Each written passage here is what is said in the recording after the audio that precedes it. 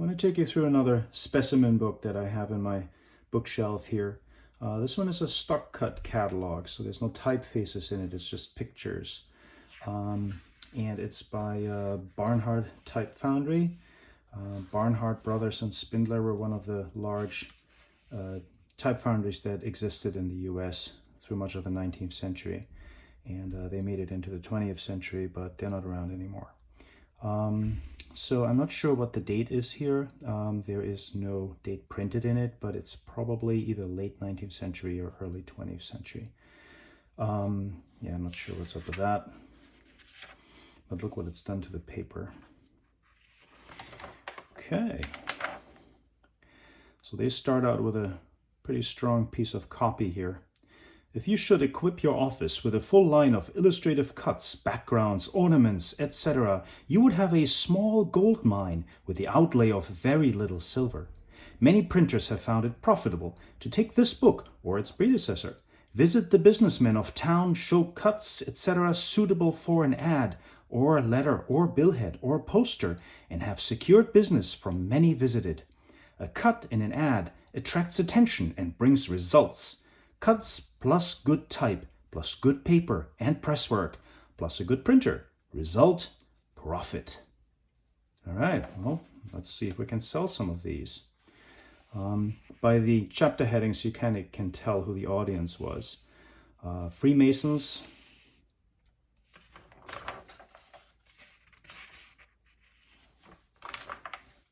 Oddfellows, all these social clubs that are no longer around. Knights of Phidias.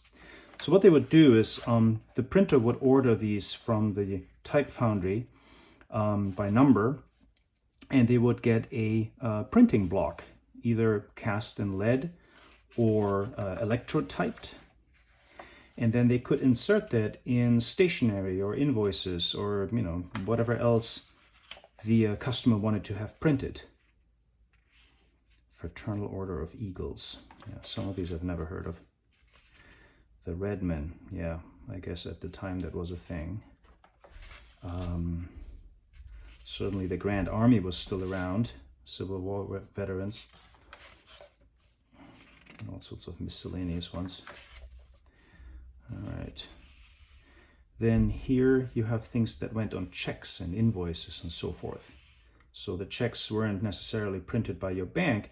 You could have your checks printed by any old printer. As long as they observed a certain form and you assigned them, they were as good as money. Got to have your Columbias and other things in here. Trade cuts, those were used for specific industries or specific types of shops, clothiers and gents furnishers. Okay, and this is something that you would then have on your invoice or on your letterhead or whatever. So it would look something like this. So that's an actual bill. And you see this was probably custom made because the name of the company is engraved right in with this design. But you could also have the designs separate and then just have printing done over them. And that would be a lot cheaper than having something like that custom made. Okay. All kinds of things here. Some nifty lettering. Okay, yeah, this is what I was talking about. These are just backgrounds. So the printer would run this first to the press, possibly even in a different color. And then they would print text on top of that in a second run. So here you have just all sorts of clouds and things.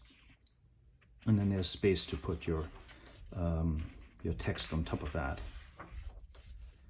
And there's loads of those. And I don't know if you can see it, but these pages are actually lined with the, I don't know if that's 12 point or what that is, with a proper distance so that the printer can figure out how many lines of text they would be able to fit on this. Okay, it's like very faint in like a yellow ink, but you can't see it. So that would help with the layout as well. It's sort of rare to get one of these books in this good a condition, because oftentimes the printers didn't just buy the cuts by number, they would cut the thing out and then send that in saying, I want this one, just to be sure. They didn't trust the number. But then, of course, if the number was gone, they could never order that again. So that wasn't something that the type foundry encouraged. All right. Well, that's a very biblical one here. Look at that. Okay. And then we've got just plain old ornaments. These sometimes were not electrotype. These were letter cast. And you often see the same image in different sizes, just to show that it came in different sizes. These were chapter headings. You see those a lot in old periodicals and magazines. Basically, Victorians couldn't abide white space, so the more decorative material they had to fill it in, the better. Starting to get into some Art Nouveau stuff here. Look at this guy, splattering the ink. It's a little caricature of a printer's griffin.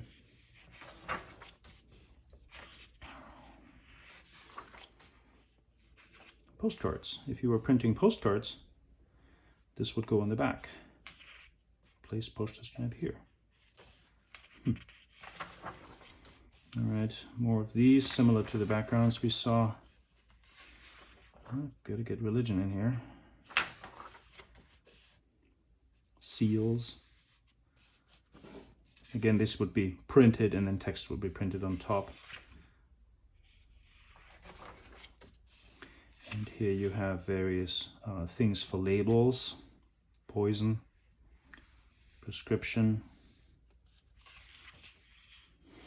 advertising cuts for dentists, I guess. A tonsorial parlor for shaving and haircutting. All right, lumber and coal, ice. Back when you bought ice from the lake. Eye doctors, clocks and jewelry, cigars. And of course there had to be a cigar store Indian. But apparently progress had already come. Local and long distance telephone.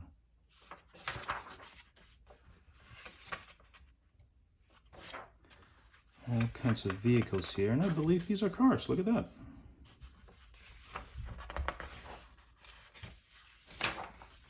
I should say horseless carriages. Fire engines. Not sure what fire houses would print. These might be for architects, who knows. Shipping companies.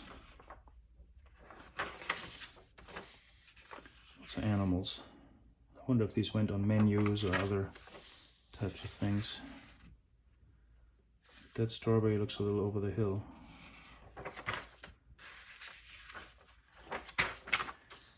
Corn is king.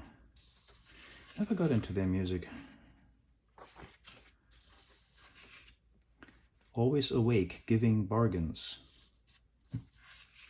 Let us have peace. Not sure where these little illustrations would be used. I guess it was just to, add some interest to whatever advertising you were putting in the paper. Targets, okay. All right, here you got tables and calendars and things like that, pre-made. Of course, there were no spreadsheet applications or anything else like that, so this had all to be printed, assembled by hand and then printed. You've got your indexes, pointers, and then it's just a variety of all sorts of oddities here. Now, one thing I found is that many of these images appear in books from different type foundries. I'm not sure if they just ripped each other off or if these were sold to different foundries by the artist. I'm not sure how that worked. This one I can't figure out. Is that supposed to be Irish? Like an Irish accent made up? Take care? Because the stereotype that was, in 19th century cops were Irish. I don't know. Don't know where that came from. And of course, at that time, lots of casual racism.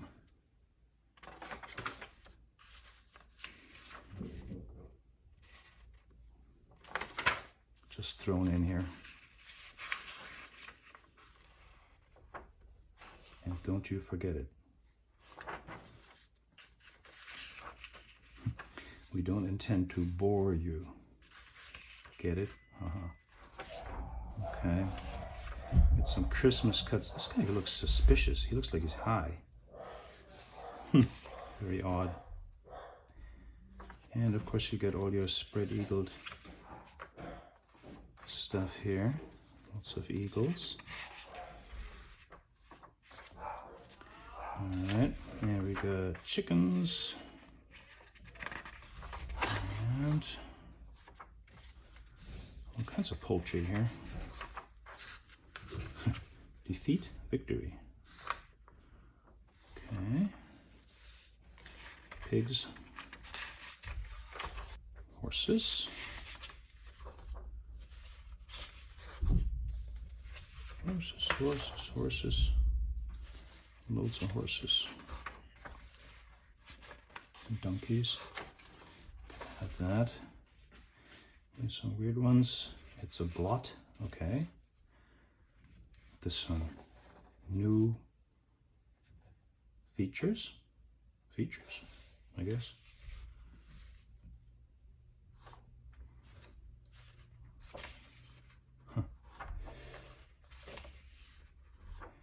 I guess these just went with general advertising and papers. Oh, baseball, national pastime.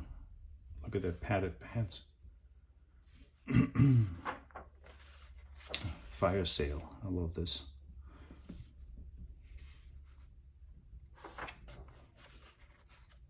And there's a teddy bear already.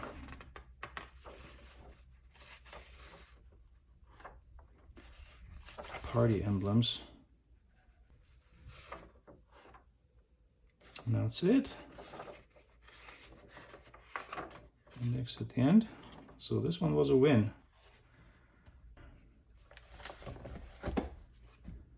Thanks for watching.